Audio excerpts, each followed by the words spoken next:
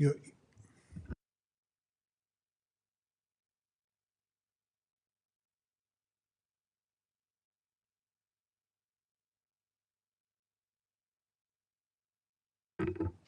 Good morning, everybody. Welcome to this meeting of the Overview and Scrutiny Committee at Pathfinder House, Huntingdon.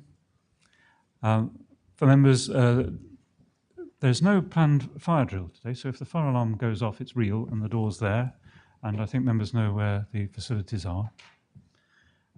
We're just resolving an online issue with our Zoom call, so nevertheless, we'll continue with the meeting this morning.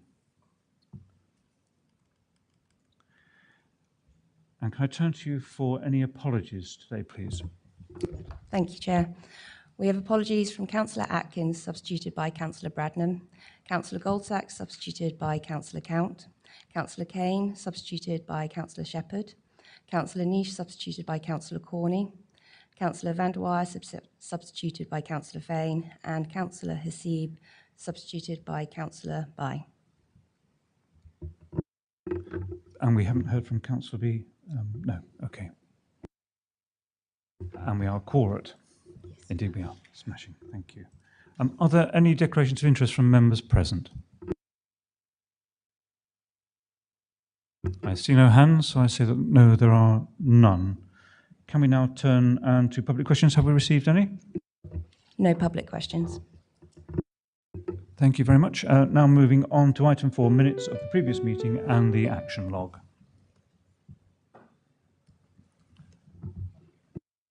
Councillor Bradham. Thank you, Chair. I'd just like to suggest a correction to the minutes at point 9.3, the third bullet. We were looking at the strategy papers, and this has been minuted as members commented that the strategy, while welcomed, was difficult for most people to understand and requested if an easy read version could be provided. That wasn't quite the meaning of what I observed. And can I suggest the alternate wording? Members commented that the strategy, whilst welcomed, was very wordy and requested that a succinct summary should be provided at the commencement of the paper. Thank you very much. Anne, have you noted that? Lovely. Thank you very much. Any other comments, members? Subject to that alteration, could I have a proposer and seconder for the minutes to be accepted? Proposer, Councillor Bradham. Seconder, Councillor Rippeth. Members, are we agreed? Agreed. We're agreed. Thank you.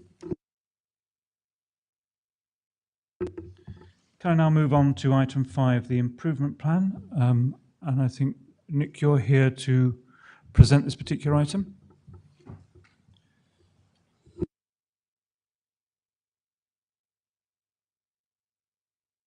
And I think we've got Chantal, is that correct, online, who's able to provide some detail, if necessary, on the procurement element. that's correct, Chair. So I'll present the main improvement report and then also start the deep dive into procurement, and I'm obviously here to answer any questions that may arise as part of that. But Chantal, our procurement manager, is also here as well to answer more detailed questions that may come up as part of that. So if I may briefly, just in relation to the main improvement report first, before moving then on to the deep dive on procurement. The main report gives you the latest highlights in relation to the improvement programme that follows on from the work that's been undertaken over the course of the last month. It demonstrates that of the 5 key work streams, the ones in relation to governance, project delivery, procurement, partnerships and culture, confidence and capacity, significant work has been undertaken over the course of the last month in relation to each of those, and identifies that 4 of those are at green/amber stage in relation to the RAG rating. Green/amber is to be expected at this stage in relation to the overall programme, because it's still fairly early in terms of the overarching reframed improvement programme, and we expect all those to trend towards green by the time it comes to the next highlight report. The one that is amber rather than green amber is in relation to partnerships. This is not to reflect the fact that significant work has not been done on partnerships. It has over the course of the last year. However, in terms of the reframed improvement programme, the initial piece of work around partnerships is to map out the wider partnerships that the combined authority is involved in, not just those with constituent councils, but wider ones as well, like the Oxcam Partnership, Heart of England, etc., before then deciding how best to take those partnerships forward and to make sure we have the right representation and the right voice to be heard on those. That's why that one is amber at the present time. It's a question in terms of its the time it's taken since inception to get to a clear specification. We expect that will trend towards green amber as well by the time we come to the next report through there. So again, we're relatively comfortable that is making significant progress. So that covers the first 5 of the areas, and also worth noting as well that the appendix with a high-level review of the action plan and the improvement programme has some further detail in relation to each of those areas, and I'm very happy to take any questions in relation to that. In terms of the other items, as I say, I briefly wanted to mention the independent board engagement. The independent board engagement has met again. It met on the 17th of July with its new chair in place, Richard Carr. Certainly the feedback from that meeting was that they acknowledge and are happy with the positive improvement that has been made in relation to the improvement plan itself. A number of the leaders of the constituent councils and chief executives were at the meeting as well. And there was significant discussion in relation to the importance of a collective view of a vision for the area and to ensure that that was in place. And that was felt to be a very important issue for the wider Independent Improvement Board at that stage. And I believe that the chair of the Independent Improvement Board, Richard Carr, has either issued or is in the process of issuing a statement in relation to that meeting. So that is a general update in relation to the improvement programme itself. Happy to pause and take any questions there before we then move on to the deep dive of procurement. Thank you very much, Nick. Members, have you got any comments on the report or the improvement plan appendix? We'll deal with procurement separately, but if any of the other areas you wish to have a question on, please do. Councillor Brown. Thank you, Chair. Thank you, Nick. If I could refer you to it's page 17 of 121, or for those on the electronic version, page 20 of 124, governance and decision making. In the project description, the final sentence starts, increase and improve the representation on decision-making committees and boards of councillors. What does that imply, and what does it actually mean to say that you need to increase and improve representation on committees? Thank you. If I may answer that, Chair. That reflects a point which was raised by the Independent Improvement Board, I think 3 meetings ago, about the representation of independent councillors on various committees. And as a number of members of this committee will recall, there was an option for this committee to consider co-opting an independent councillor onto this committee that came through to its last meeting, and this committee decided not to do that. Audit and Governance have decided to co-opt an independent member onto their committee, and work is now underway in terms of making sure that's addressed. So it was simply a question of making sure that the committees had had the opportunity to consider whether they wish to increase their membership by co-opting an independent councillor.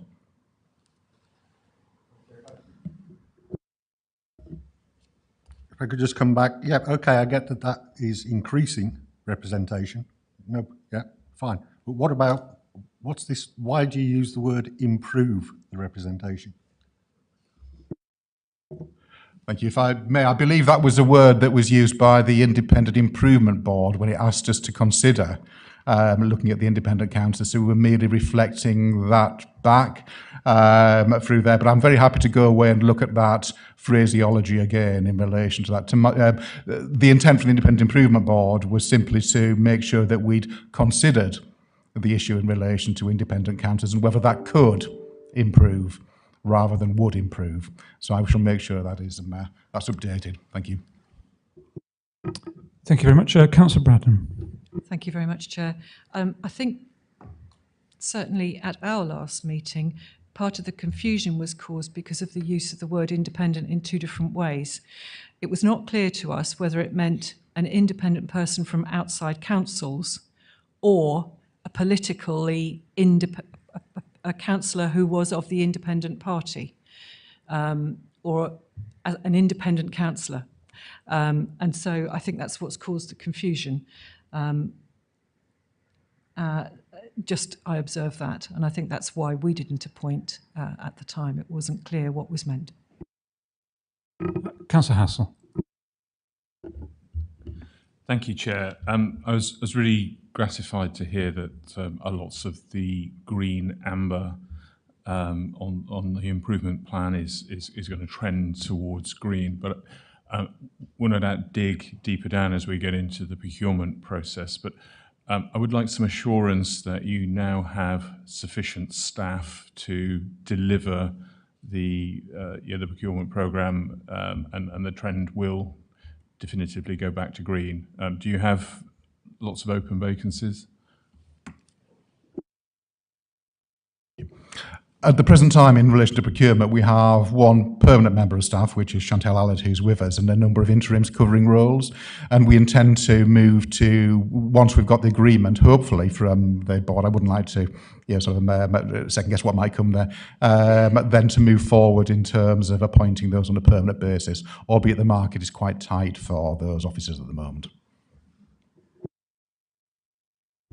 Sorry, my meaning, because I think we will dig into procurement as the next item, but I was referring to the other work streams, really.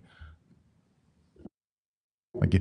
In terms of the wider organisation, I think again we're we certainly got far more capacity than we had, and I think it's about right. Albeit that again there are certain areas where it remains difficult for us to be able to recruit permanently, and we're still having to rely on some interim cover. Is that helpful? Okay, thank you. It'd be good to know what areas where you're finding recruitment challenging. If I may, certainly we still find legal officers difficult to source, and we're having to rely on some locums and interims in that area. Finance, while we've got a good settled finance team, again, trying to get new officers in who are good, qualified accountants is proving difficult. But these are issues that are not simply for us as a local authority, as a combined authority, but are actually nationally being felt as well. They're two particular ones. Yeah, thank you, and I understand that. Thank you very much. Councillor Count. Thank you, Chair. I want to draw attention to the amber rating and the narrative on page 26 of the pack, which will be page 23 of the pack and 26 of the electronic agenda. And this is the amber rating on the partnership working to which you've just alluded to. And it says that there's been improvement secured at both officer and member level with improved governance. Now, I just want to talk about how at odds I'm seeing it from the public perspective as an ONS scrutiny member for today. The reporting of improvements in partnership working at odds with what's happening on the ground. And I specifically refer to what happened with the local transport plan, which is probably the most significant piece of work going through the combined authority. The report states new tangible improvements to partnership working at both officer and member level. Yet with that local transport plan, we saw Peterborough threaten to veto the passing of that, as there had been no engagement with the leader of Peterborough at all. This was a very public statement. It was not denied at all. So there had been no engagement on the LTP between the mayor and one of the two individuals able to veto the plan, the leader of Peterborough City Council. Now, considering that despite all the different organisations we work with, despite all the officers that are employed here, there are only a few decision makers at all.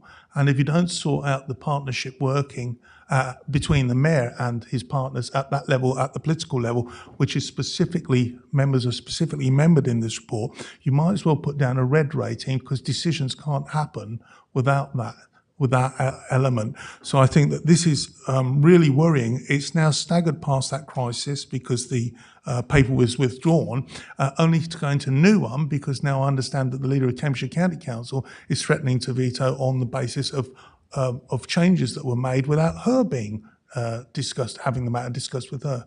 So there's a serious issue in the partnership working at the member level, at the decision-making level in the combined authority. I want to draw that to your attention and think that some focus needs to go on there. The Improvement Board did say we need a singular vision for Cambridgeshire and Peterborough in order to get past these hurdles. If we can't sort it out at that level, we'll never get it. So this is a significant variance between the amber rating that I'm seeing that is in the report and what I'm perceiving as the decision-making abilities of the combined authority and what the government is seeing from us. Thank you. Thank you. If I may just respond to that. I can't talk in detail around the LTCP because it's not within my wider remit within the combined authority. Hopefully you'll appreciate that. But certainly I can make sure that any officers and the relevant executive director can get back to you in relation to those points. What I would say in relation to the wider improvement programme is the fact I think it's amber shows that we're by no means yet to the position we want to be in. But it does show, I think, some progress, particularly in relation to officer working, which certainly talking to the management teams of all the constituent councils, they've identified as being significantly better than it was 6 to 12 months ago. And then also some of the governance changes that we've made in terms of developing the new thematic committees, as well as trying to ensure that we have better representation in relation to those in terms of the decision-making process, I think has moved us forward, albeit I absolutely take the point. There are still some significant areas for us to improve in relation to partnership. Yes, please go ahead. Thank you very much, and it does confirm exactly what I'm here. That officer level, there has been improvements. I certainly know from the County Council, the Chief Executive has reported to me and said that there's been improvements. But it's kind of like 100-metre hurdles where you jump all the way through the first 90 metres, doing incredibly well, only to find a brick wall at the end if we haven't solved the membership partnership working. So I do think that I need to bring that to your attention and the Improvement Board's attention. Thank you. Thank you very much. Any other questions, members, before we move on to the procurement deep dive? No, can we then move on, please? Nick or Chantal, who's going to present this, please? Thank you. If I'll present the main report, and then obviously myself and Chantal will answer any questions in relation to that may come up. Just to position the report, if I may, in terms of deep dive, this all stemmed as a number of issues that were identified by the best value notice that came from DLUC back in January this year, and also some issues that have been identified by board members as well in relation to procurement. Because of concerns in relation to both of those, we commissioned a review of procurement by PwC in March, April this year, and that reported to us in May. That report identified 4 key strands for improvement. It identified the need for more capacity in place. It identified the need for a better contracts register so that we could actually have better understanding of when contracts were coming up for renewal and how to manage them through. It identified the need for improved regulations, improved policies and improved guidance in relation to procurement. I identified the need for additional training for all staff to ensure that they all understood their role in procurement as well. The results of that were reported to Audit and Governance in June at their meeting, and a high-level plan was presented at that stage for the comment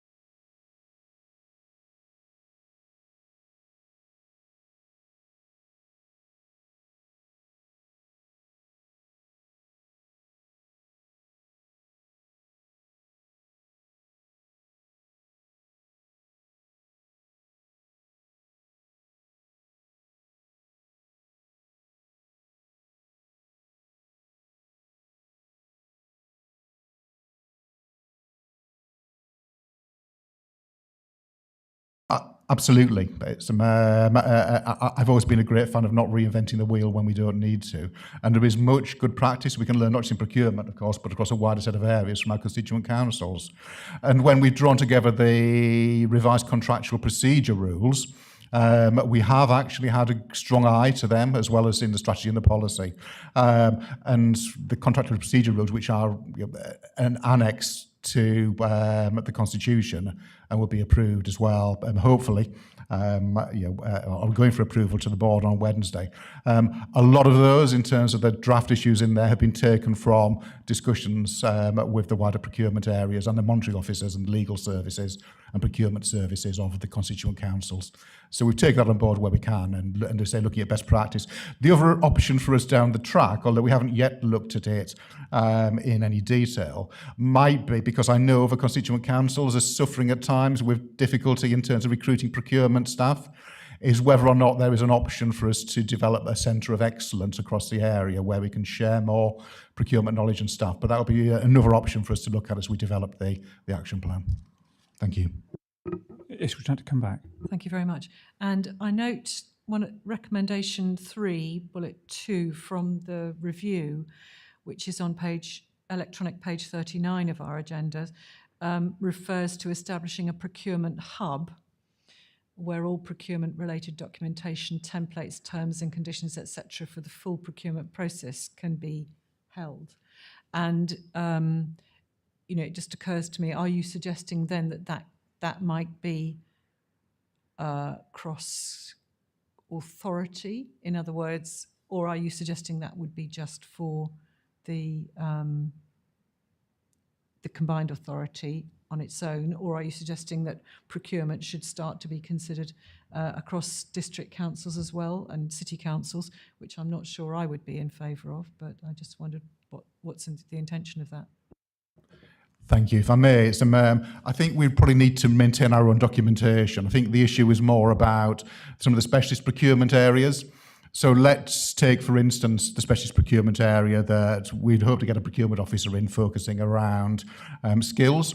And we'd want to get another one focusing on transport. It may well be then that because that person has particular knowledge around skills procurement, they can share that knowledge on a wider basis if any of the constituent councils are starting to get into procurement around that particular area, or similarly in relation to transport.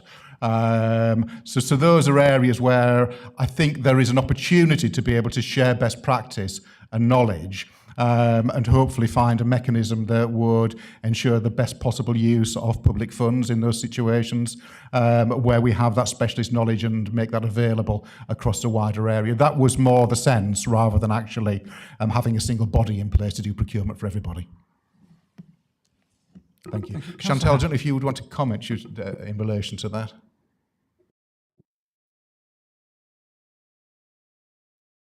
I'm sorry, Chantal, we can't hear you.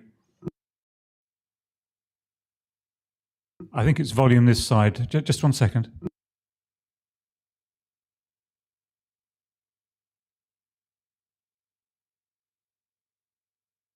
If you'd like to try again, please, Chantal.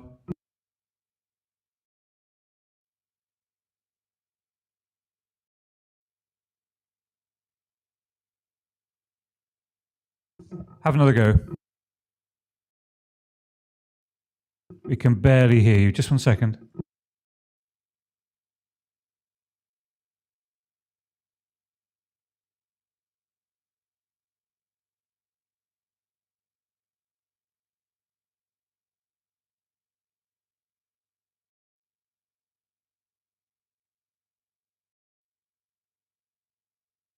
Have another go.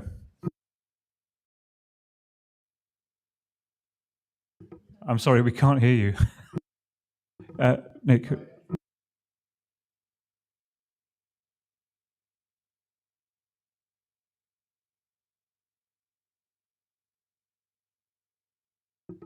Chantal, I'm really sorry. If you want to put anything in chat, if Nick can read those, if you have any additional comments, that would probably be the best way of dealing with this technical issue, but thank you. Councillor Hassel. Thank you, Chair. So to some extent, you kind of already answered my question, because my question was around whether when we've got shortages, as you quite rightly said, of just the idea of a centre of excellence and potentially in terms of partnerships, whether we can partnership with other councils already doing this, where you've got short supply. In Huntingdon, we've had some success with 3C, where we've brought City and South Cams together, both to save money, but also to concentrate expertise. So I would encourage you to pursue those things. I guess my first question was the wider thing, and then now I'm in the deep dive. I want to go back to the other, because I'm just wondering, are all the work streams in the improvement process equal? Because this feels like this is, procurement is where we spend the money, and to a certain extent where we also receive the grants and things like that. So this seems to be one of the work streams that we really want to get right as a priority, because it involves the finance. So is this a more important work stream, or do you treat them all the same? If you could answer that question, please. Yes, thank you. If I may, in relation to the work streams, we're treating each of them as important at the moment, because each of them is required to demonstrate to DLUC that we've met the best value notice issues coming through from there. But you're right that probably procurement was the one with the single biggest financial impact. Coming in of those work streams. Procurement and governance decision making, I'm leading in relation to those work streams. Other colleagues from CMT are leading the other work streams. But we do have that link in place to make sure that every single work stream is linked closely into the corporate management team and what we're doing on a regular basis, so that we hold each other to account for those areas. So yes, it is important, but because DLUC identified 5 key areas, I wouldn't like to say it's more important from their perspective than any of the others.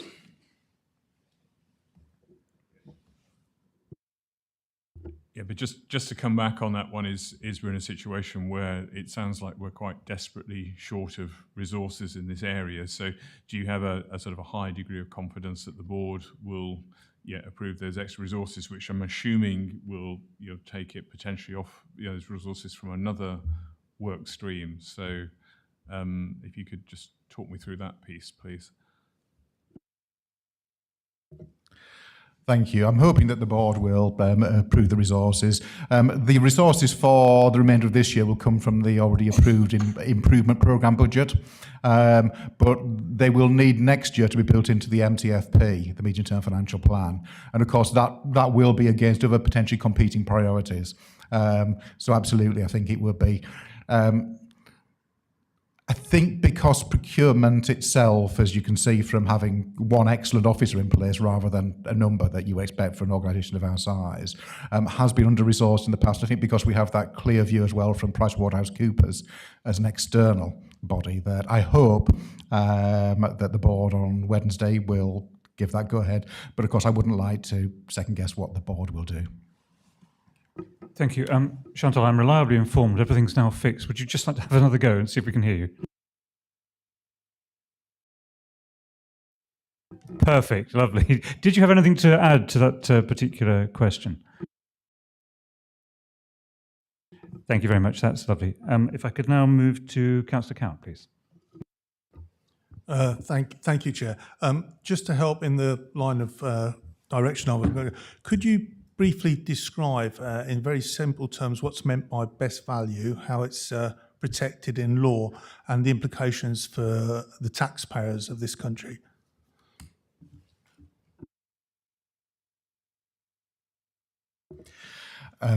I will do my best, but of course Edwina Adavinti is our monitoring officer and therefore is far more astute in her knowledge of the law than I am.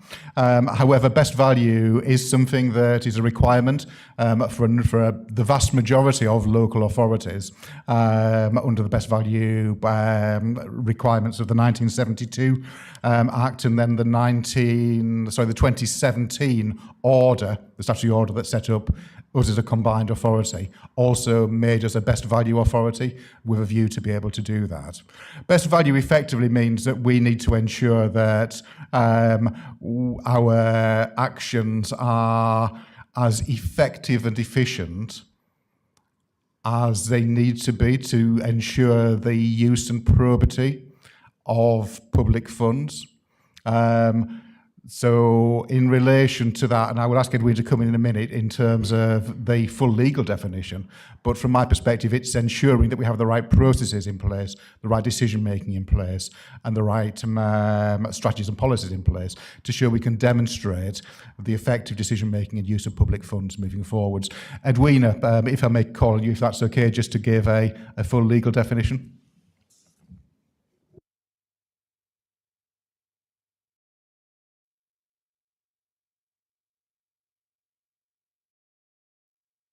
Yes, we can.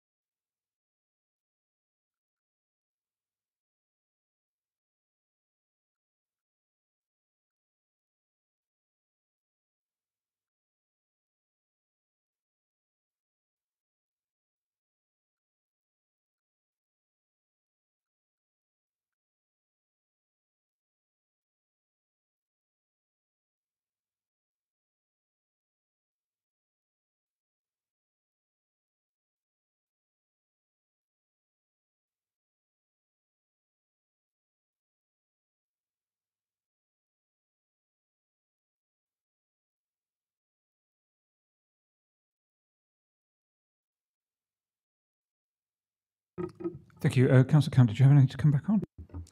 Yeah, thank you very much. And I'm really delighted at the amount of times the words best value got used. And basically, that description was very good from a technical point of view. As a layman, it sort of protects the taxpayers' money by looking at the tensions between perhaps the lowest price on occasion, whereas sometimes the lowest price may not be the best outcome because there are social values or biodiversity or that. However, there were 17 recommendations from both the letter from government to deliver best value and from the independent report to deliver best value. That has led to the creation of the policy strategy and the policy document. And in neither of those are the words best valued used at all, not once. Now, how can we have a policy document that does not mention a statutory duty? How can we have a strategy that doesn't pin to that? Instead, what it's done is focused on the recommendations, for example, increasing the value of social value. Now, if we look at the statutory guidance on best value, there's a consultation out the moment. It says that improving social value increases best value, but we have nothing to link the two. So if we approve the policy strategy we have at the moment and we approve the policy document, we will go off trying to deliver massive gains in social policy, massive gains in biodiversity, massive gains in all these substantial items that aid best value, but no actual link back to deliver protection for the pound. Without that, these documents, in my view, fail. They fail at the very starting point in saying what we want out of them. What they've said is what we're going to improve, but they actually don't say we're going to protect the public's money by delivering best value.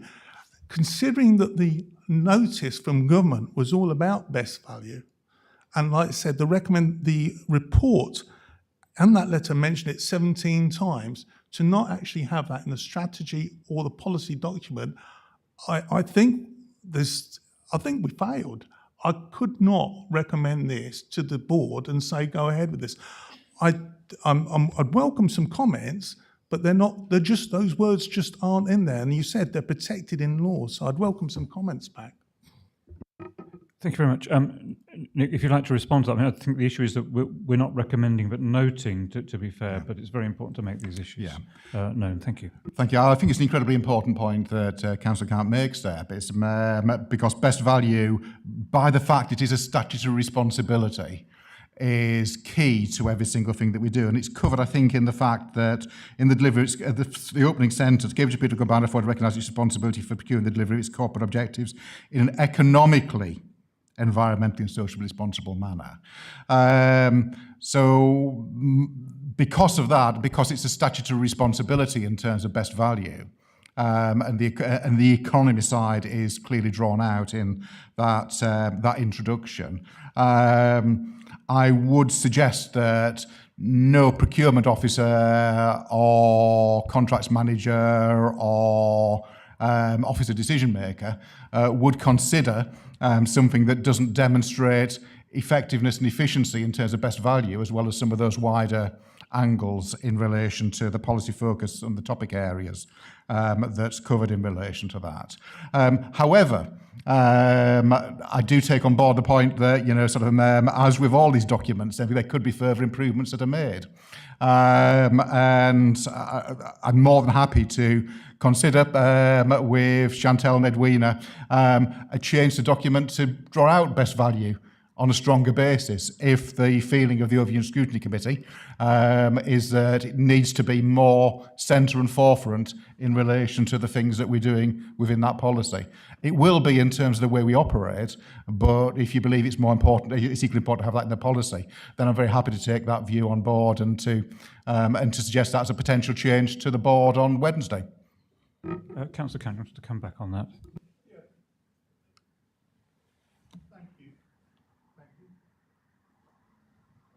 I'm sorry, it's my fault. Yeah, thank you for offering to change the policy. Let me be clear, by the way that officers operate needs to be defined by the policy, and inferring that something's in there or assuming that our officers are competent in a manner, I mean, we take that as read, but we shouldn't be passing a policy that doesn't actually say what we want from it. If you operate the policy as it stands, despite the inference of economic value, you will prioritise social value, biodiversity, etc. And there is nothing to hold somebody to account for to say that they have not delivered best value. So I do feel that that needs to be strategically placed at the forefront. The others are contributors to it, not the be-all and end-all. So I appreciate a rewrite, and I think that this should really be drawn to the attention of the board before they adopt a formal policy on this. Thank you, Chair. Nick, did you want to respond to that? Yes, thank you. So what I will do is I will alert the board to that change on Wednesday, and subject to Edwina as monitoring officer talking me through the right process for that, ensure that that is in place, and hopefully the board can adopt a policy that is clear about best value on Wednesday, rather than potentially holding up some of the important issues that will stem from that longer term. But thank you very much. I think this is exactly what Overview and Scrutiny should be doing in terms of improving these reports, so thank you. Thank you. I have a number of further speakers. Any that want to deal particularly in response to this particular point? I know Councillor Hassler and Councillor Smart, you put your hands up. Are you responding to this particular point? In which case I'll take you first, if that's okay. Councillor Hassel. I mean, just very quickly, I take on board, Councillor Count's point, and I think Nick, you were just saying it's effectively implicit, and I think you're going to go away and make it more abundantly clear to council. So I'm supportive of that. Thank you. Councillor Smart? Yeah, again, just briefly. Take Councillor Count's point, and the officer gave a very diplomatic answer, but surely if best value is a statutory requirement, it doesn't need to be listed in a policy because it's going to be a statutory requirement anyway, Chair. I mean, we could list all sorts of things that are statutory requirements, so it seems somewhat unnecessary. And this is a recommendation to note, not to pass, as Councillor Count suggested. Thank you. I think that Nick has actually taken it on to deal with that in the document itself, but you're quite right. It's to note for this committee, but it is a recommendation nevertheless that Nick has kindly taken on board. Can I go back to Councillor Fane? Thank you, Chair. I wanted to focus my question on the process review section 6, and particularly the challenges laid out on page 54 of our papers. Looking at the point about approval delegation, I was concerned at this point in particular, officers highlighted that they had no delegated authority with disproportionate effort to provide papers to the board for all types of procurement, even low value, low risk procurement. Now that seems to me that would be a challenge in any organisation, but a particular challenge for a combined authority, given the difficulty, as Councillor Count mentioned earlier, of reaching agreement on some higher level issues. And of course, it perhaps might be in conflict with the attempt to draw on the skills of the various constituent authorities as well, because that also could slow down the process. Now there are some recommendations in relation to this, I think on page 60, in particular to implement a scheme of delegated procurement authority.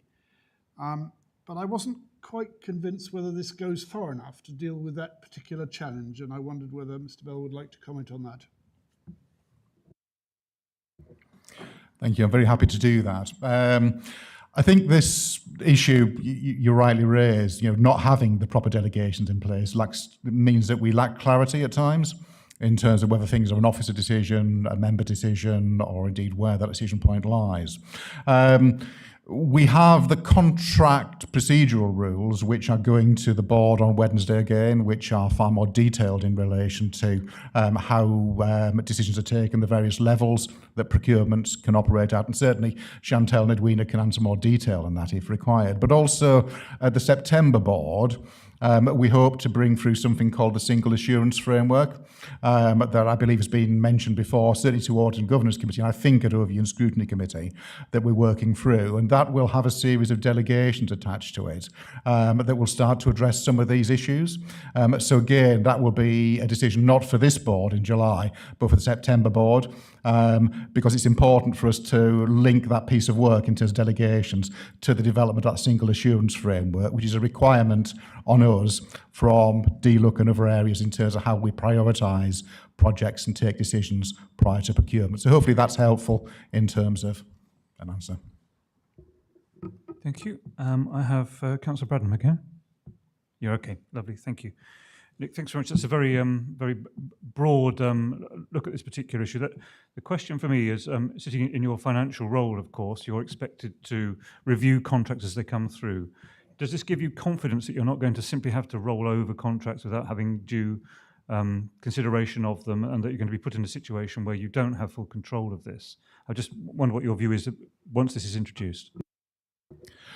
Thank you, Chair. Once it's introduced, I've strong confidence that in that situation I'll be able to ensure that every single contract that we let has been procured well, has been procured in line with best value, and I can therefore exercise my Section 73 responsibilities effectively in relation to our procurement activity in those contracts. So yes, thank you. Thank you. And my other question would be the recommendations state you should have 8 FTEs, you have 1, you're hoping for 2 more. Are you confident you got the structure right? Thank you again. Yes, I'm confident that having analysed the requirements and the operating model that we want to move towards, the structure within the procurement function, if it gets approval by board on Wednesday, will meet those requirements. But as always, we mentioned about continuous improvement, and things need to be continually reviewed as well. So therefore, we will continue to review this probably on an annual basis to make sure that it's still fit for purpose, particularly as a new procurement bill comes in the spring, which may have some issues we haven't yet foreseen as it goes through the final stage of Parliament. Thank you. Oh, Councillor Brennan, you want to come back? Thank you, because the point that you raised was reminded me of mine, or rather made it feel more valid. This is talking about the methodologies used when the PWT did their review. And I quote page 46 of the electronic agenda under methodologies used, and it says, many newly employed officers felt unable to answer the survey as their experience of procurement within the authority was limited. And what we get is that at the time of the PwC review, they issued 22 surveys, and I suppose that was to all the combined authority staff or the staff who they thought might be involved in procurement. Only 6 staff answered the survey, and as you say, we've only got 1 permanent officer in procurement. And the reason the other, presumably 17, didn't answer was because they didn't have enough experience. So that also speaks to us of a young, in the sense of new staff who haven't been in place for very long.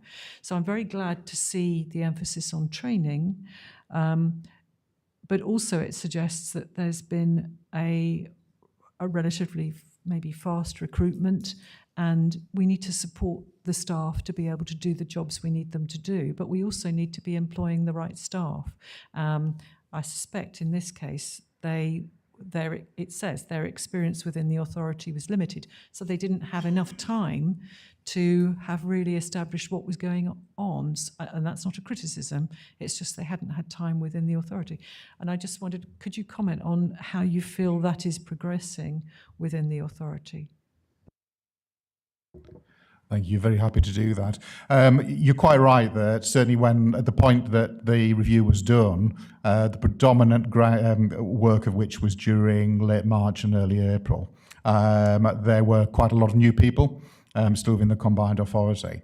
But in terms of the survey response, I think the other thing to bear in mind is that there were workshops as well, so we picked up a wider range of people than purely through the survey in terms of officers and their experience in those areas. But those officers are, of course, who were fairly fresh in March. Indeed, I was one of those. I only started in late February. Have started to develop a wider understanding in relation to the combined authority itself and its workings.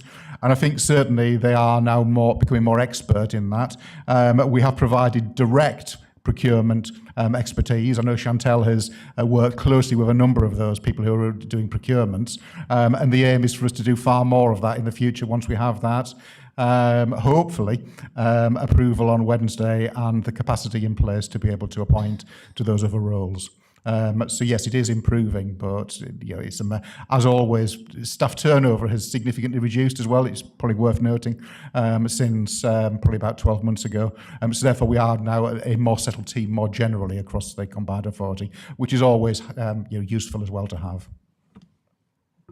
Thank you. I'm taking one more question on this subject before we move on. Councillor Smart. Thanks, Chair. So just something that came to my mind. So I'd like to note that with current full-time vacancies in the organisation and difficult employment market, I feel confident that officers are doing their very best in difficult circumstances. And can the officer confirm that, in your opinion, that I've been right in thinking that? From my perspective, absolutely. I think that, as it was rightly pointed out by the monitoring officer earlier on, in those areas where we can't get permanent resource, we are using interim resource to make sure that we've got that capacity in place, and we're doing that to be as effective as we possibly can be as an organisation. Yes, please go ahead.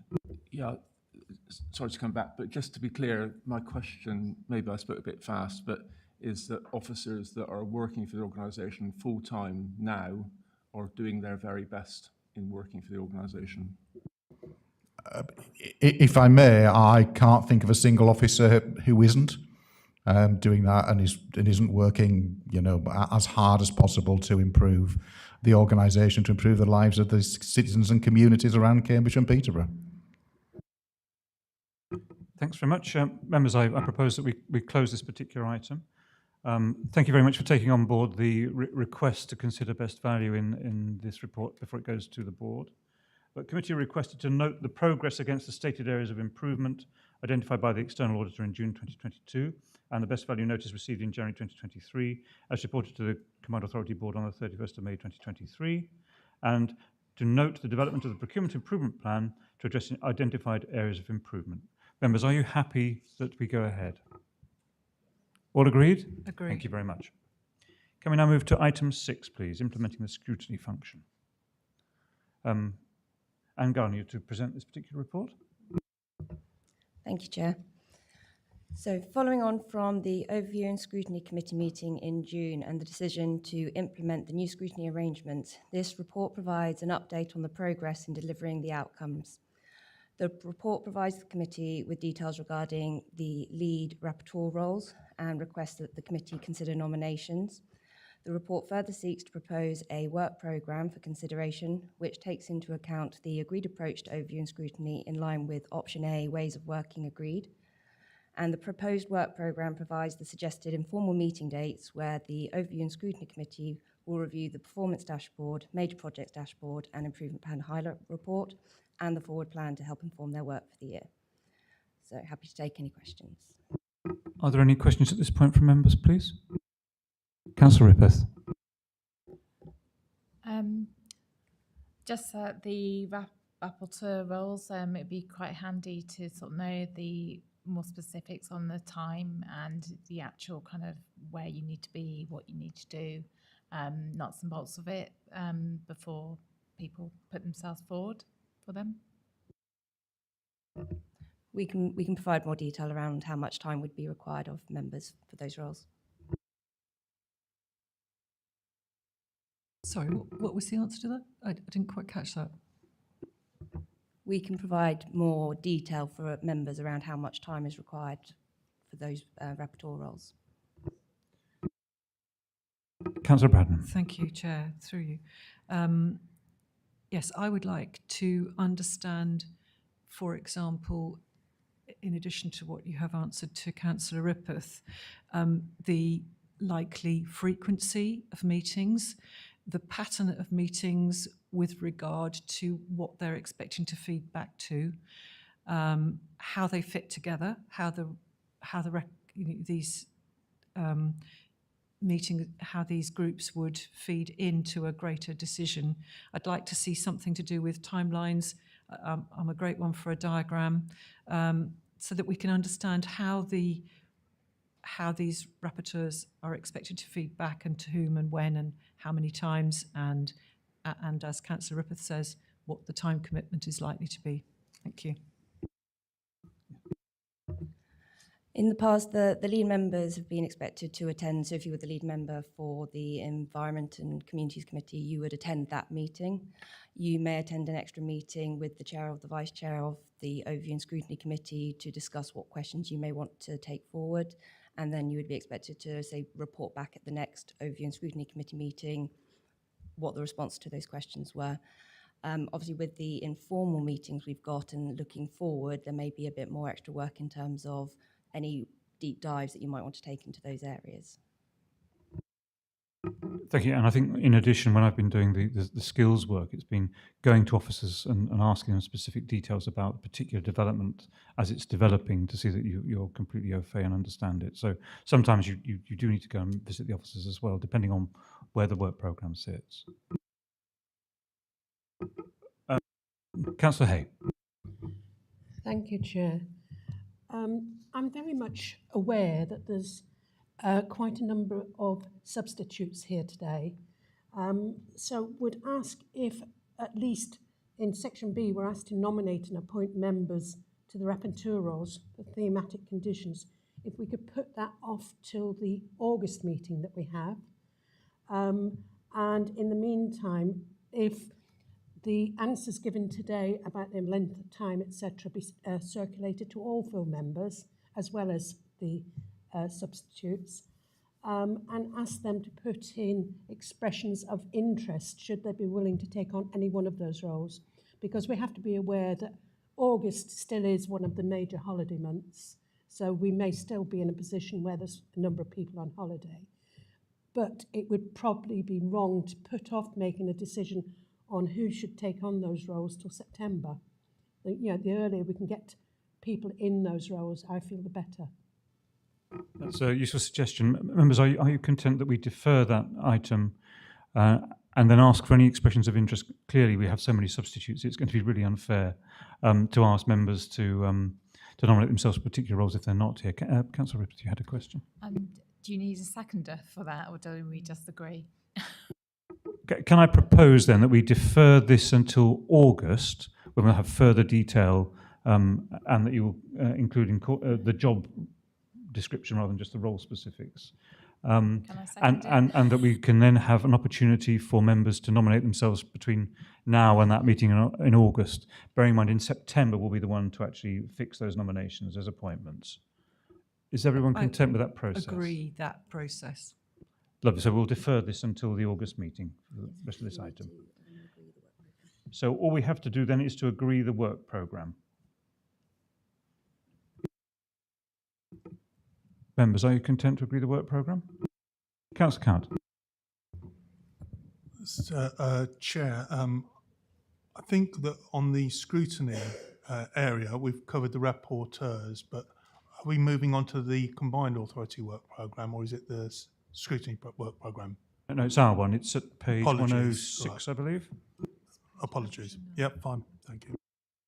Everyone content that we approve that? Thank you. Yeah, that's approved.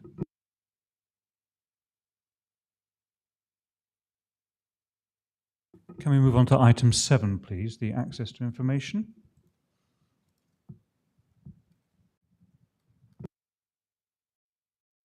That's on page, where are we? 111 of my pack, I think.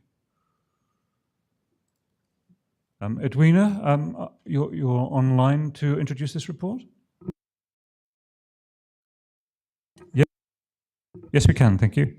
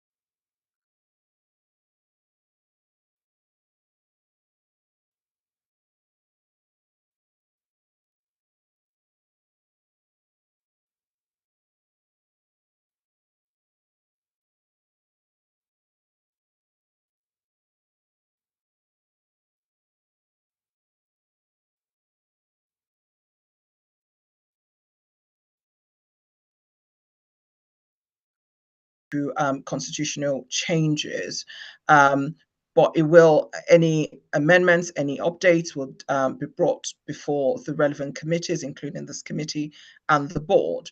But it creates a quicker method of making amendments to the protocol. So the protocol itself sets out the circumstances in which members can obtain information. As I'm sure the committee is aware, the combined authority is heavily regulated by the law. So the right of members to access information is codified in legislation and also in common law, so case law. So I have set out in the body of the covering report to the protocol, and in the protocol itself, where members derive their rights to access information. So if I, in a nutshell, what both the legislation and common law says is members have a right to access information under common law on a need-to-know basis, and under statute, they have a right to access information that is relating to a matter that, or a business that should be transacted in the combined authority. So in this case, would be the board and the any committees. Those are the information that members have a right to under legislation and under common law. There is case law which is set out in the body of the report that members are not do not have a right to access information which, for example, may be confidential or does not relate to an area or business that they're involved in or is being transacted by the authority. So that is a limitation of the legislation and of common law itself. So I'm happy to take questions, but in a nutshell, I've sort of set out where the powers or the rights are derived from and what is in the protocol that gives members the right to access information. Thank you, Chair. Thank you very much, Edwina. Members, do you have any questions, please? Councillor Hay? As you probably are aware, Chair, I've been on the Combined Authority Overview and Scrutiny since its inception, and my one big bugbear has always been when we've been looking at things coming up on the Combined Authority Board papers, we've been denied access to confidential and exempt information.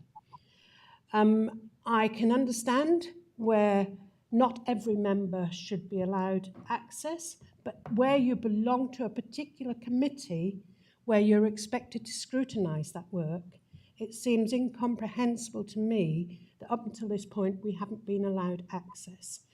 And the way that this paperwork, this report has been written, it still seems to be that we have to demonstrate why we need it when it should be our right as members of the Scrutiny Committee, and it should be for officers to demonstrate why we shouldn't have it.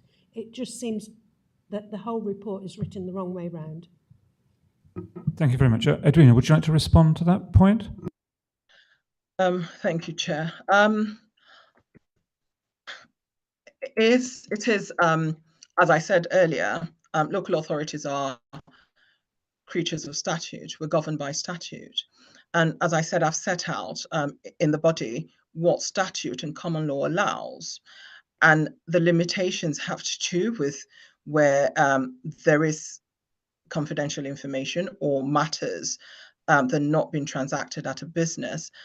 So unfortunately, I'm unable to go beyond the law, but I do hear the point that you make.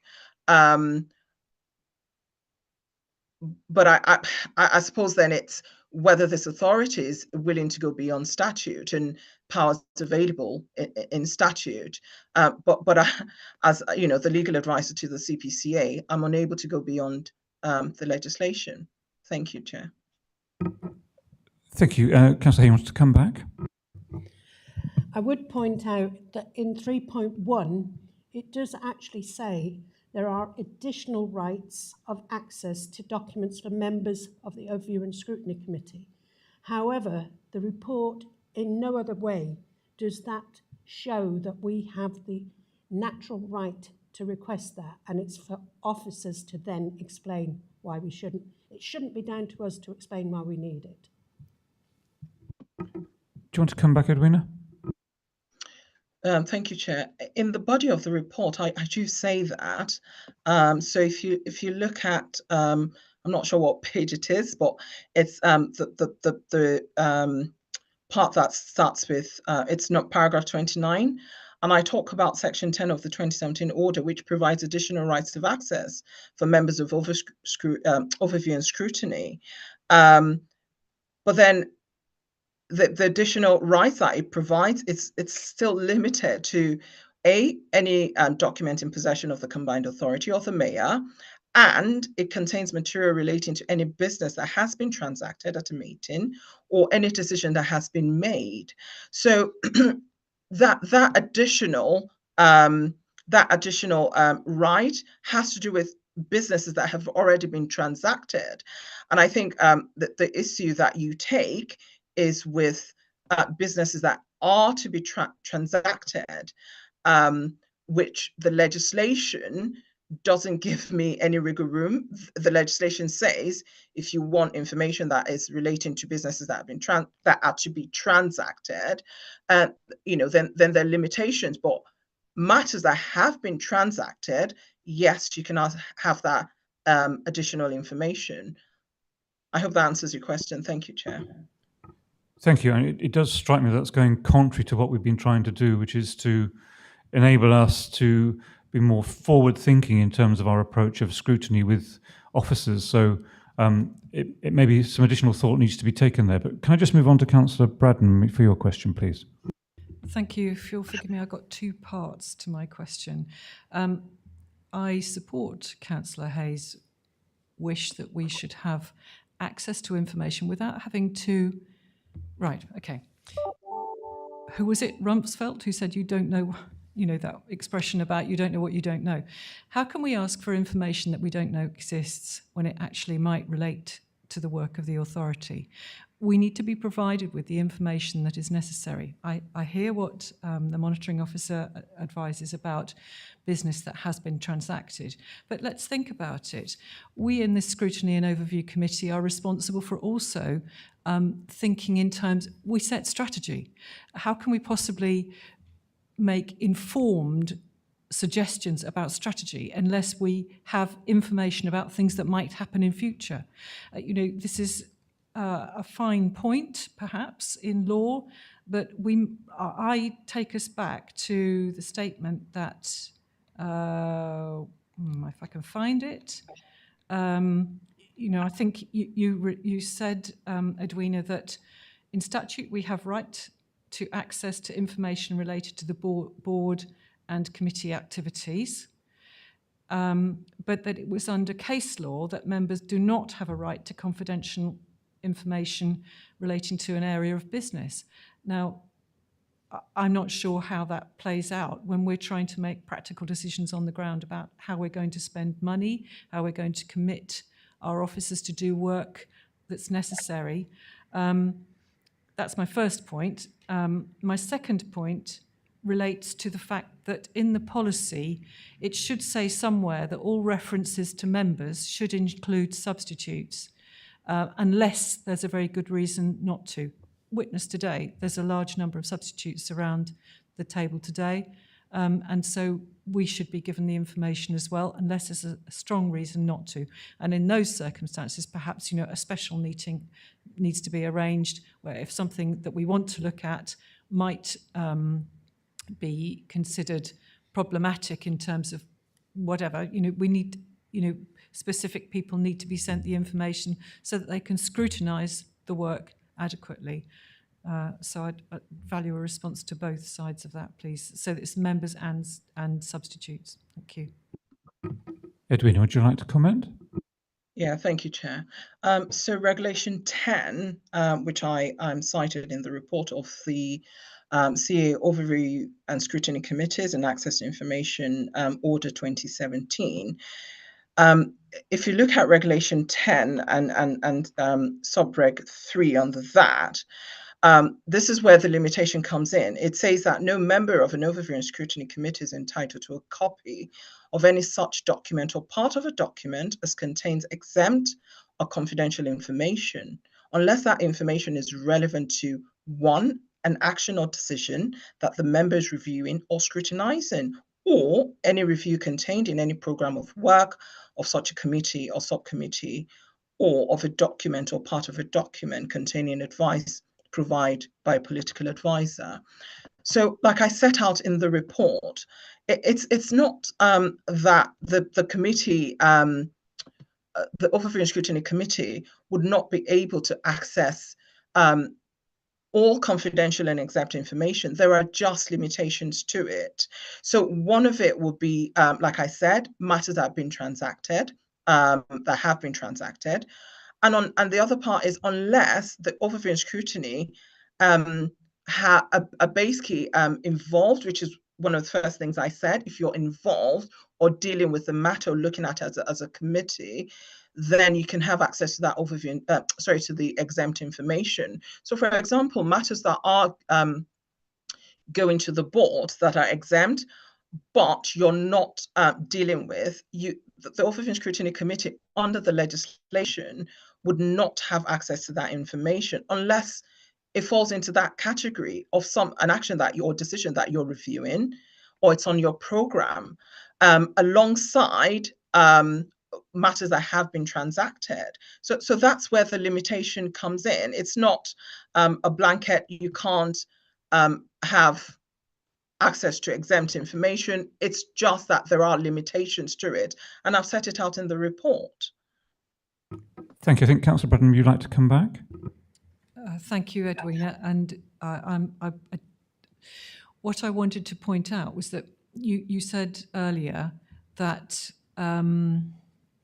it relates to business transacted in the past, but we are a Scrutiny and Overview Committee that meets prior to the board.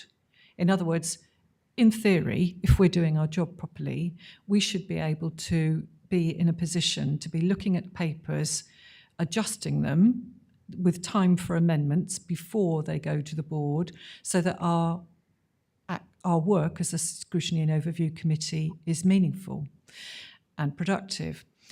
So that a better paper goes to the board after we've looked at it. So this implies actions and work that's projected for the future. And so I'm still not clear. If you can reassure us that your requirement that it's on works already transacted, our decision making is and access to papers relate to material that's already been transacted. If that is also applicable to work that we're proposing going forward to the board, if we can also have that exemption from confidentiality in appropriate circumstances when we're looking at works going forward. Because you see, this policy implies we are a Scrutiny and Overview Committee that meets after the decisions of the board when something's been called in, but we're not. We're meeting before the board with an intention of improving papers before they're before the board's decision making. So I'm just wondering if this policy is starting from the wrong standpoint. Thank you. Edwina, would you like to comment, please? Okay, perhaps I need to clarify this. So if there is a matter that this committee is scrutinizing, or an action or a decision that this committee is scrutinizing, then that's where you get the additional rights. If it's not a matter that has been transacted, that it is to be transacted. Sorry, I'll try and rephrase that. So let me try and make it plain. So if there are matters that are going to the board and you're scrutinizing those matters, then your additional rights will allow you to access documents that are exempt and confidential because they're matters that you're involved in and scrutinizing. However, if it's not a matter that you're involved with, scrutinizing or making decisions on, then your rights are limited to only matters that have been transacted. Does that clarify the position? I'll think about it. Thank you. Sorry, I didn't mean to be rude, Edwina. I'm just ruminating on that because it's quite a complex answer. That's my slow thinking, not your explanation at fault. Thank you. Thank you, Councillor Braddon. I've got Councillor Rippeth next. Yeah, just want to be really quick because I think a lot of people have said this, but we are trying to be pre-scrutiny because that's the way we're most effective. We're not asking for documents that are not relevant to what we're doing. And sometimes, as it happens in probably all our local authorities that we represent, you get in South Cam's case, they're called pink papers, confidential, struck across them. Everybody knows that, you know, you keep that confidential, but it's important to know that information because it's relevant to what's been discussed. And if need be, surely the Scrutiny Committee can go into private session. I really don't think this is a difficult thing to do, but we cannot carry out our job properly unless we got all the relevant information. And sometimes that will have to be confidential papers. And I do find it slightly insulting that we are going fishing. No, we're not. We're just wanting you as officers to provide, obviously, the relevant information so we can carry out our roles. It's more comment, and I think I just feel very strongly about this. Thank you. I don't think then Edwina necessarily needs to respond unless you have a particular point to make, Edwina. Illustrating, I think, what everyone else has said, that this needs to change. Thank you. I've got 4 more members wishing to comment. Councillor Count, you are next.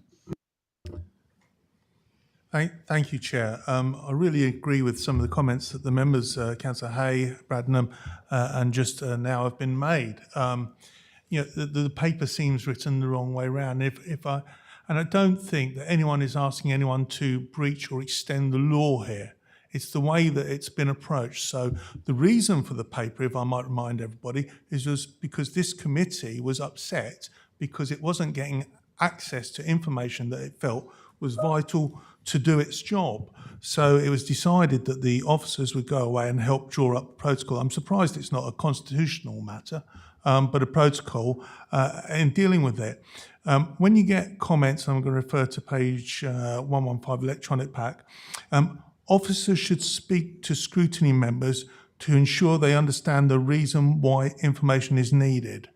So there you have it written in the fact that if we want something as members of the ONS, we have to justify ourselves. That's the wrong way round. You know, it should be the other way round, is if we want something to do with our business, officers should automatically give it to us unless they have a good reason not to. Now, I appreciate this is enclosed in the policy documentation where it says if we are refused information and an explanation has to be given.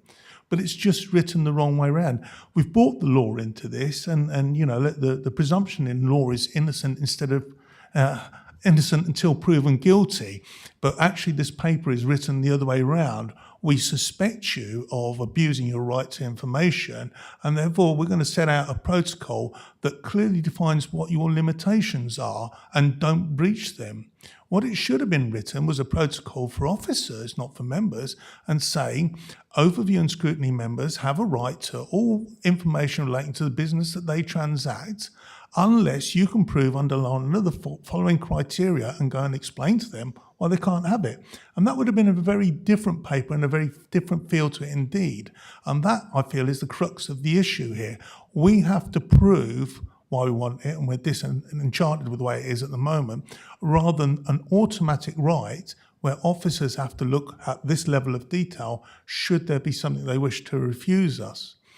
The one piece of progress that I would note, I think, Councillor Bradnam, I think from the information, if I understood it correctly, if there is something on the overview of a future agenda item that is in front of us, we're entitled to all confidential papers on that, which I think was a welcome clarification. But I do feel that this paper is written the wrong way round, and I would rather see it more of a protocol for officers to follow as to when they should limit access, rather than for us to prove we have access. Thank you, Chair. Thank you, Councillor Kent. I think I'll take some more comments, if I may. Councillor Brown? Thank you, Chair. A couple of comments from me, please. Firstly, if I read this right, it would appear that we are asked to make all requests for information through one of 3 people. When it says such approaches should normally be directed to the head of paid service or the monitoring officer or the statutory scrutiny officer. I'm a bit worried about the workload it's going to put onto those 3 people if they are handling every request for information that comes from members and substitutes. And the other point is, the word phishing was used earlier on, it refers in the protocol to not going on fishing expeditions. Could somebody explain to me what that actually means in practice?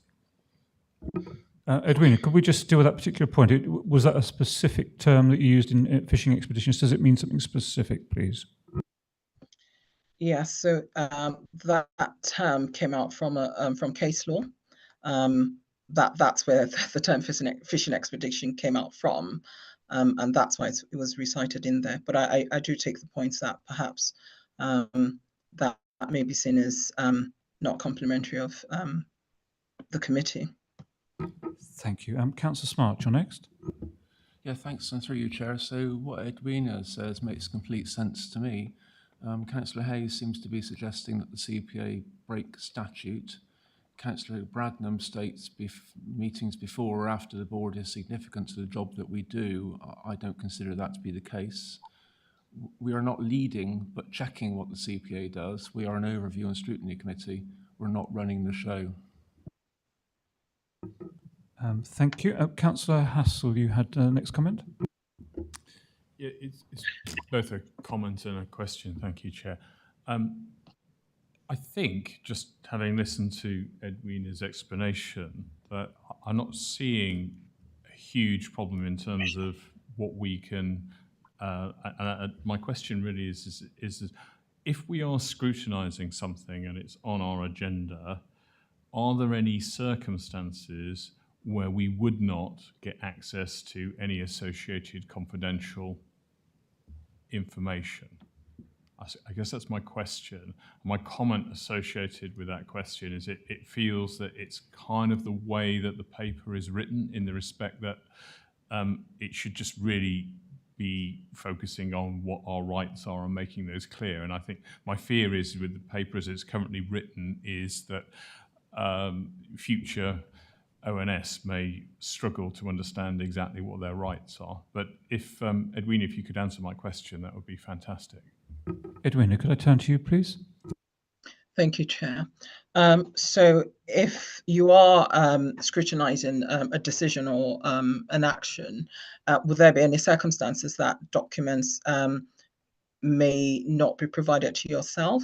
I would say that would be on a case-by-case basis, but if I take an example of where, for example, there's a draft document that has not been finalised, then that would be one where officers would not be able to release that document to you until it is finalised, because the draft version would not represent the intent of the report writer. So that would be one of those occasions. But it would be rare, as I said, earlier, because statute allows you that extra right if it is a matter that you're involved in and you're looking at. So an example I would give that your rights would apply would be, for example, if the pre-scrutiny of changes to bus network, because that's a matter that you're dealing with, then you will have a right to exempt or confidential information, because that allows you to make a proper decision in those circumstances. Did you wish to come back? Yeah, so I think that's quite clear. So the times when we can't get access to information are very limited, and to be honest with you, I'm not sure that we would want to review draft documentation anywhere. Anyway, I mean, there might be some circumstances where we might, but so I'm going to hand back to the chair, because it feels to me as though, if you like, the tone of the paper are focusing on very much on what we can't do is perhaps a better approach than trying to do what the document's doing at the moment, is list kind of what we can, but skirting around some of the key issues. So it could be a much simpler document, I think. Thank you. Before I comment, Councillor Smart, did you want to come back on this particular point, or did you have a separate point? I apologise, Chair. I had three things and I went through one, missed the other two, so I can come back later if you wish. If you'd like to do them now, then I can move on to Councillor after you. They're quite short. So just firstly, it's been said a lot that we have a right to information. It sounds a bit odd to me. Yes, that's a legal term, Edwina. It seems to me we have a need for information to do the job that we do. So I'm not quite clear about that, if you could answer that. But the other question is, and it is a question, I presume there's no contradiction between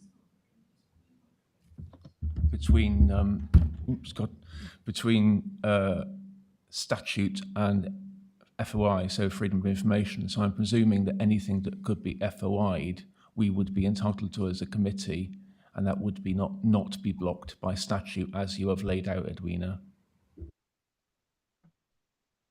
Edwina, would you like to respond?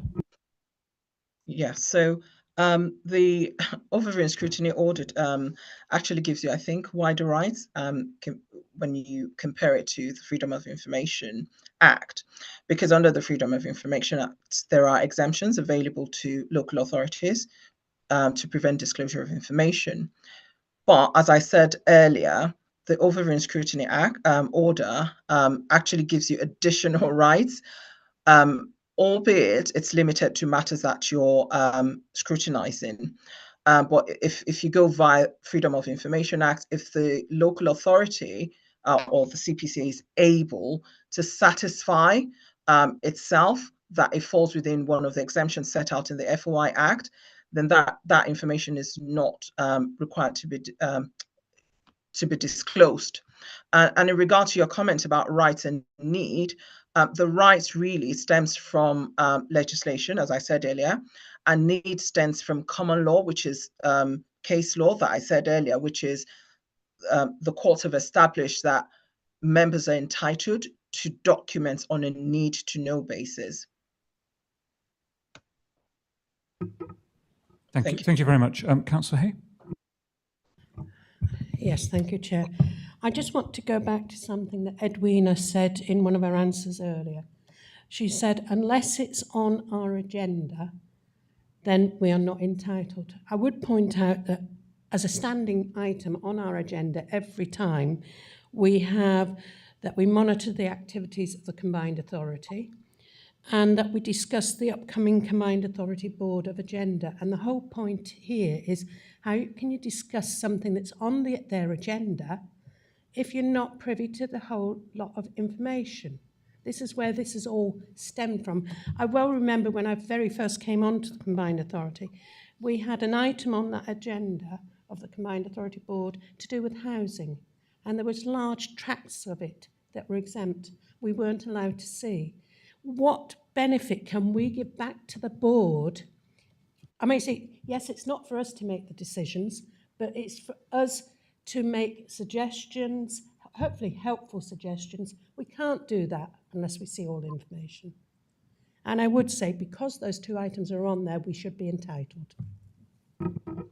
Thank you, Councillor Hay. Councillor Count, can I turn to you now? Yes, thank you, Chair. One question and 1 point. So one question is on page 119 of the electronic pack. It says where the executive determines to refuse such a request, it must provide the ONS committee with a written statement setting out the reasons, its reasons for that decision. Can I ask, will that always involve the monitoring officer? Edwina, could you respond? So it would depend on who's refusing to provide information. So if you look at the order, this relates to information that you've requested from, for example, the Combined Authority as a whole or the mayor. So if it is the Combined Authority and the mayor, I would presume that, yes, the monitoring officer would be consulted and assist in providing a response. However, like I said, it's the information can be from a document held by the mayor or the Combined Authority, and in all circumstances, the Combined Authority in some cases may not be acting for the mayor.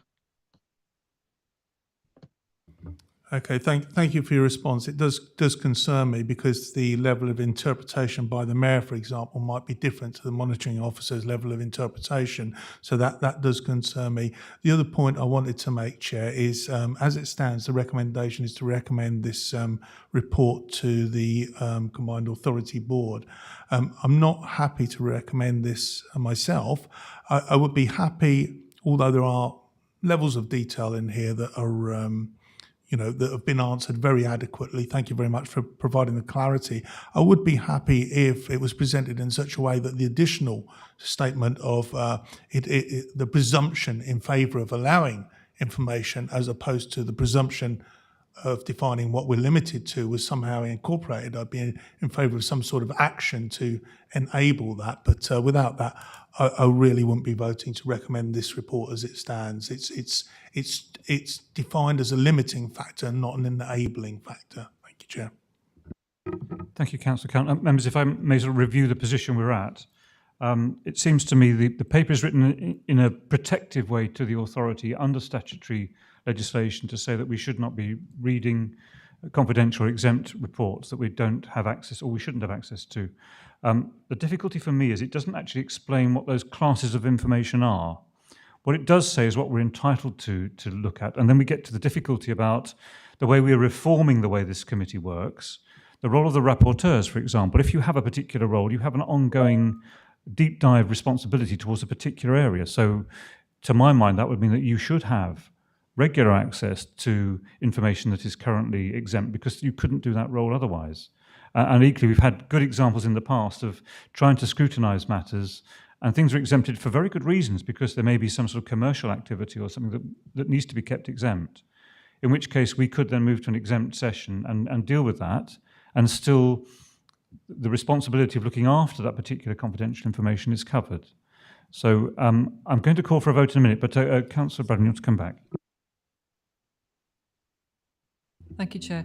I think basically what it boils down to is who decides what need to know looks like and when, and what are the terms of that? And so my concern is that, like Councillor Count, and indeed I think probably like Councillor Hay, I'm not really happy to recommend this without some rewriting at the least, and some change in approach to this. So I'm also not very happy to recommend it to the board in its current format, and I don't think there's time for that change in wording to be incorporated before the meeting later this week. So I would actually not recommend it to the council, to the board at this stage. I'd prefer to defer it to a later meeting so that some more work can be done on it.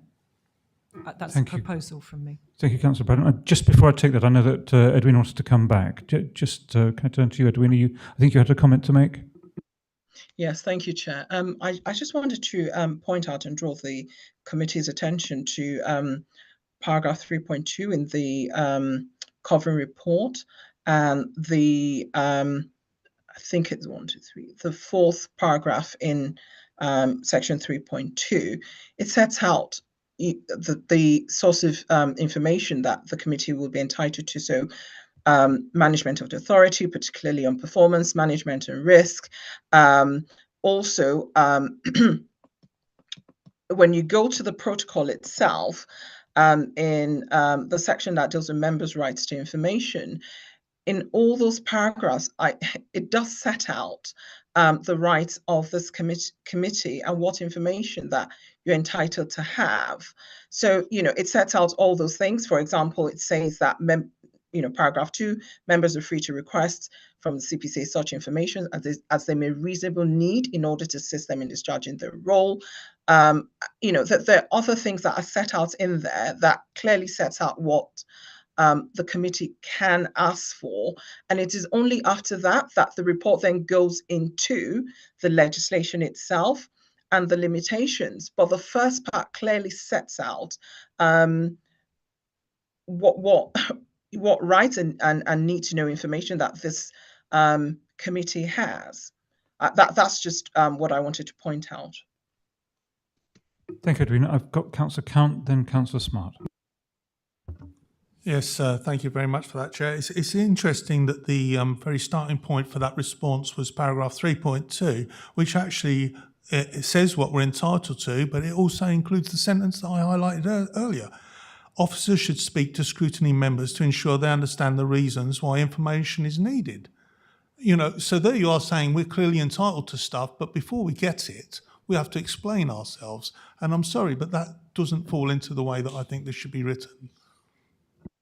Thank you, Councillor Count. Councillor Smart, please. So, as may be clear from what I've said, I'm content to support the recommendations, but willing to second Councillor Bradnam's suggestion of deferring the item if that means that all of us or most of us can then support the recommendations going forward. Thank you, Ms. Well, we're in a situation where we've got 2 or 3 different recommendations here. So what we're asked to do is to endorse the Access to Information Protocol and to recommend to the Combined Authority to approve and adopt the protocol. And what I'm hearing is either we have a deferral or it's not recommended. So my first proposal would be that we go for a deferral rather than to endorse and recommend. Could I have a proposer and I have seconder? already proposed that, and that's what I think And Councillor seconded Smart by has Councillor seconded. Smart. So, members, are we all agreed that we ask that this be deferred to another meeting? Could I have a show of hands, please? I think that's unanimous. Thank you very much indeed. Edwina, I'm sorry to have to defer it, but thank you very much for explaining the report as it stands. But thank you very much. Thank you. In the last 10 minutes, I'd like to conclude, if we can, on time, if that's at all possible. The next item 8 is the Combined Authority Forward Plan Lead Members Updates.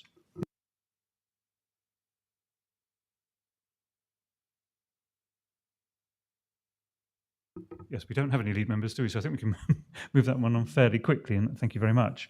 We move on to the Combined Authority Board agenda, item 9.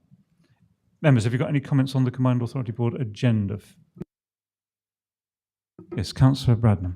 It'll be -1 item, will it not? Or will it? I don't know. If we're recommending a deferral, I can't quite remember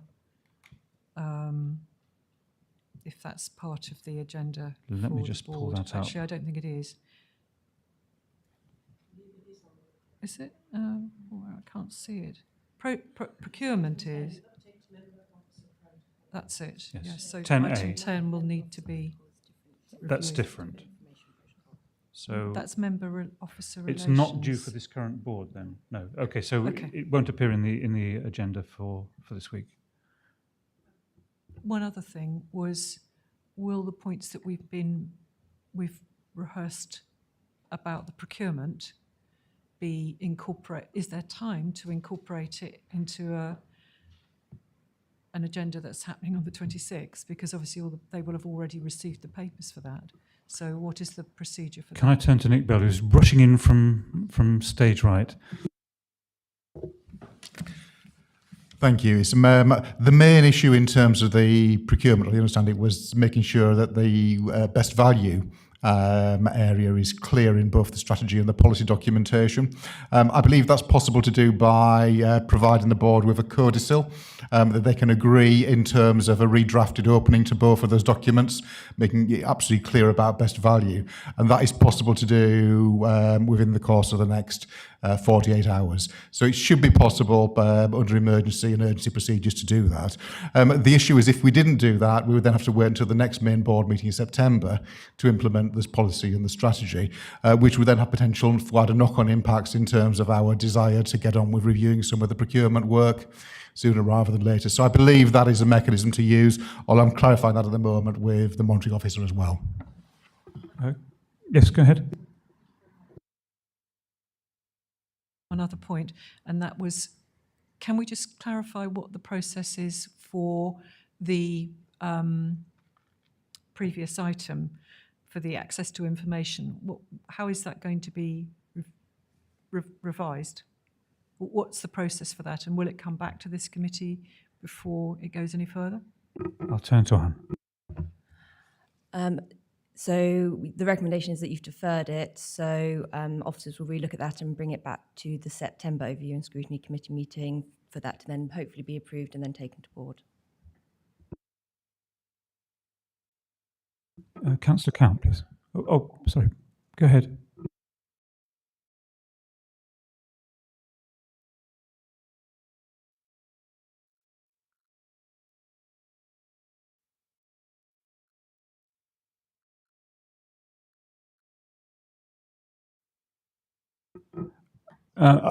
No, it's not. It's not on the Combined Authority Board. No.